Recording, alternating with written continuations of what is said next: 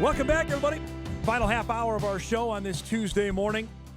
We mentioned what's going on at MSUM as they're in search of a new men's basketball head coach. University of North Dakota has filled its open women's head coaching job with a guy we know fairly well in our program, because a couple years ago he's coaching at Mayville State. Now he's a Division I head coach. As Dennis Hutter joins us, now UND's new women's basketball head coach. When I say that, just a couple years ago, you're coaching at Mayville. Now you're a D1 head coach. Is that sunk in yet? No, I mean, it'll probably take some time once things settle down, like we talked about, and maybe I have a chance to reflect a little bit. I might reflect on my journey, and especially the journey within the last, say, 380 Yeah. days. But no, it's I haven't really had a chance to reflect as we've been busy just kind of grinding away here a little bit. But I'm sure I will, and when I do, I'm sure I'll look back on it, and I'm sure there's a lot of memories I'll remember, and there's a lot of people I'll definitely remember that have helped give me this great opportunity. All right, so take us back when, I guess, tell us how you found out that Mal was going to be done. Was that a conversation you two had? Did you find out third party? Give us the backstory if you could. Yeah, no, just something that she just decided between her and her family that it was time to step away. I was not involved in that process, and that was obviously between her and her family. And I found out the next morning when Bill called me in, and we just chatted about it, and everything kind of took off from there. But no, this wasn't a lot that had to do with me or me being involved. This was solely her decision to step away. So you find that out. Is it immediate, like, hey, I'd be really interested in that? Does Bill come to you, or how does that conversation go?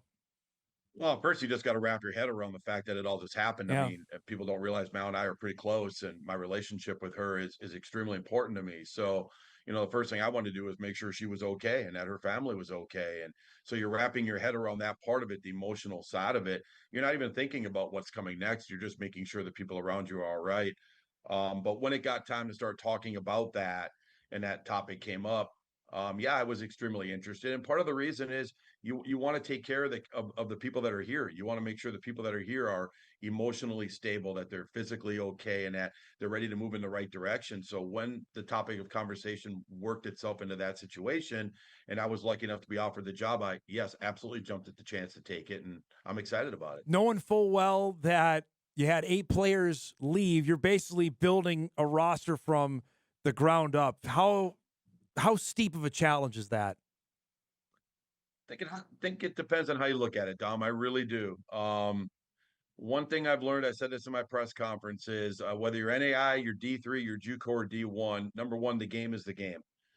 It doesn't change. It really doesn't. Number two, um, no matter what level you're at, treating people right is treating people right, and respect is respect. And I think when you start looking at it from that perspective, and you start getting your vision out there and your plan out there to people, and what you believe in, it's not as steep as you think it might be. Mm. Yes, it's a daunting challenge when you look at the fact that you've got 7 kids and you might have to bring 8 in. But when you really understand what you're looking for, and you can start pinpointing what you're looking for, and those kids are interested in your program, the connection happens very quickly. I don't. You've gotten some commitments. Can you speak about them? I don't want to get you in trouble yet. Can you speak about any of the additions yet, or That's a good no? question. I don't really know if I can, to be honest with you, Dom. I mean, so we're excited about the kids that we have committed to come here and play. Honestly, I don't know. That's how new this is for Yeah, me. I don't want to get you in trouble But we either. are Let me no, I speak. pre and Let me speak generically then on that. So, how much have you reached out, or they're reaching out to you? Has it been a little bit of both on trying to find new yeah. homes? Yeah, it's a combination of both. Recruiting is recruiting for everybody, and I don't think it matters what level you're at or even what situation your program is in. Even when I was at Mayville, it's a combination of you reaching out to kids, seeing if they might be interested in your program, and definitely kids reaching out saying, "Hey, I've heard things about your program. I want to hear more to see if the connectivity really works." So I think it's a combination of both. You've been out obviously recruiting as well. How much of those connections you had, even from Mayville, to players that ended up going Division I, can you tap into that now and kind of circle back around? Yeah, which what you learn really fast is life is all about relationships. I'm finding that out right now. It truly is. And at Mayville, I was very blessed with the players that we had come play for us and the people and relationships I was able to develop there, both basketball wise, personally and professionally and beyond. And yeah, you're tapping into them now, and you're kind of using those relationships, and maybe it's a friend of a friend who has a daughter that's looking to play somewhere and it might be a good fit. So absolutely, I can firsthand tell you that my relationships through my coaching experience at Mayville State are definitely working as we speak. So you've added a few. How many spots do you still have to fill? Can you tell us? We're probably down to about 2 or 3 spots remaining to fill. So we're excited, like I said, about the kids we have signed. We're really excited about kids that have shown a tremendous amount of interest in our program and really like what we're trying to build here, and hoping that eventually they'll want to come here and make this home. And for the recruits that sign, Dennis, how much did you have to go back and say, hey, you know me, or you committed here, things are going to stay on the same path, or we're going to take them in a new direction? How much did you have to talk to the incoming recruits that are going to be here this summer? Yeah, there's a lot of, you know how it is when something like this happens. There's a lot of people that need to get reached out Yeah. to make sure that they understand what's going on. And the kids that have signed to come here next year are definitely on the top of that list. The current players obviously are there; their families are right there, of course. And then you've got the recruits that have signed to come play. And absolutely, they were like day one or day two phone calls immediately just to let them know that we still loved them, wanted to let them know that this was still a place we wanted them to make home. Okay, and that we still wanted them to be a part of this. And we were grateful in the fact that they all still wanted to come up here and be a part of our family moving forward. The fact that all this is happening in breakneck speed, I mean, just as it made it, I don't know, easier that you can't really sit back because things are happening daily and hourly almost. Yeah, I mean, there's some truth to that, Dom. You're right. It's happening so quickly that by the time you sit down in a chair, you're getting back up again, or by the time you hang up your phone, it's ringing again. It's just, I think you're in attack mode so much right now, and constant mode of work right now, that you don't really realize maybe what you've accomplished right now, and maybe now isn't the time to do that. Maybe May will be that time right now, but obviously the staff we have here is phenomenal. I'm not going to lie to you. Obviously, Andy Gaynor is a former player of mine who I have great respect for. And the two other coaches, Alex and Izzy, that have stayed here, have also been what have made this a lot easier to deal with, in the fact that the four of us work really well together and obviously have the same kind of joint vision in mind. Does make this a little bit easier, but everybody's grinding every day. So are you good then, staff wise? Yeah, we'll bring one more in here probably once things settle down here a little bit. We'll try to get one more in here and try to fill out the staff. Now, you're 1 year as a D1 assistant. What did you learn from that? What were maybe some eye-opening things that you've been around basketball, I know, forever, but being a Division I assistant, what struck you like, okay, maybe I wasn't expecting that? Well, like I said before, I'm honestly don't. I thought the game isn't that different. It's really not. And that was comforting for me Mm. in knowing that, I felt like at Mayville we played at a pretty high level. So it was comforting to know that the things that we were implementing there and emphasizing there and teaching there were things that we could teach here and that we could obviously do at this level. So that was very comforting. There's more things the kids are probably navigating at this level off the floor, definitely, than what they were dealing with at Mayville. And that's obviously that's a fair statement. There's just a lot more things that they've got to navigate through. But 18 to 22-year-olds are still 18 to 22-year-olds. It doesn't matter where they're at and what level they're at. They're still kids that are trying to learn how to grow into the adult that they want to be. So those were all comforting things for me. Um, and just obviously for me, the drive was one thing that was different. It's been great. I'm not going to lie to you. I sarcastically say the drive into work is good for me and the drive home is good for my wife. I mean, it works really, really well.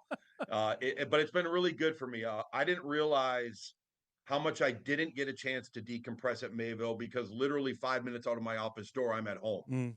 And so 45 minutes does allow me a great opportunity to decompress in a lot of different ways, and the ability to stay connected with people. So that is something that was new for me. That's something that turned out to be a very positive thing for me. Did you have to win over any UND fans, considering Mayville came up and beat UND? Your Mayville team did that a couple years ago?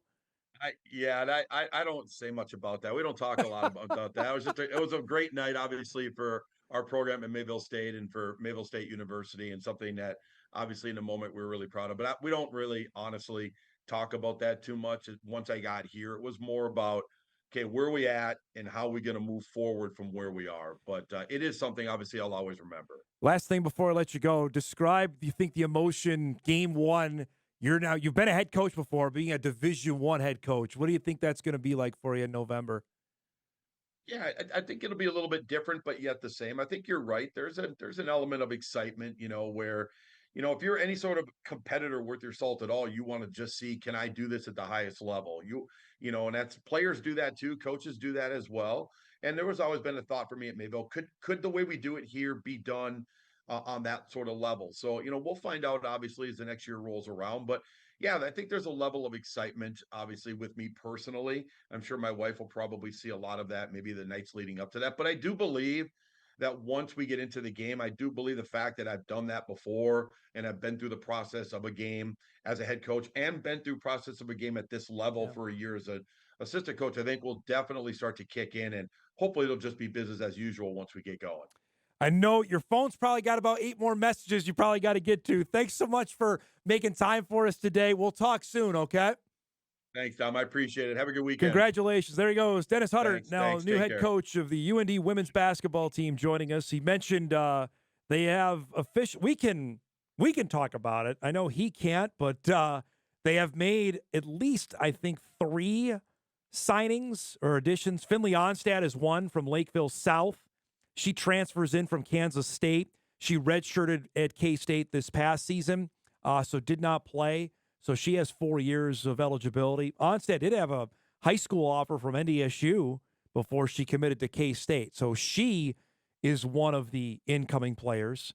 Ava Miller is another. Ava Miller is out of Rochester, Minnesota. She spent this past season at South Carolina Upstate, USC Upstate. She's coming in. They've added another high school player out of Hopkins, London Harris, from Hopkins, 5'10" guard that'll be joining the Fighting Hawks. Lauren Hilsheim is the other player from Hopkins that already committed and signed with UND. So that's where they're at so far. And he's got a couple other scholarships out there. And no, obviously, losing the caliber of players like Schiller, Pemberton, Ibrahim, that's hard. That is really, really difficult to overcome. Now, can you get good quick in the portal era? Yeah. It's the matter of what kind of players are you adding or bringing in after losing that kind of caliber.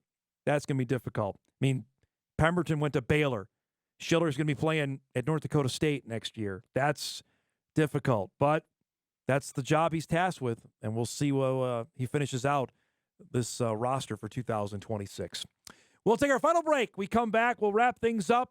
Got a couple of emails to answer and get you ready for a fun Sports Tuesday that's on tap as the NBA playoffs tip off tonight. We'll get you ready for that when Hot Mike wraps right after this.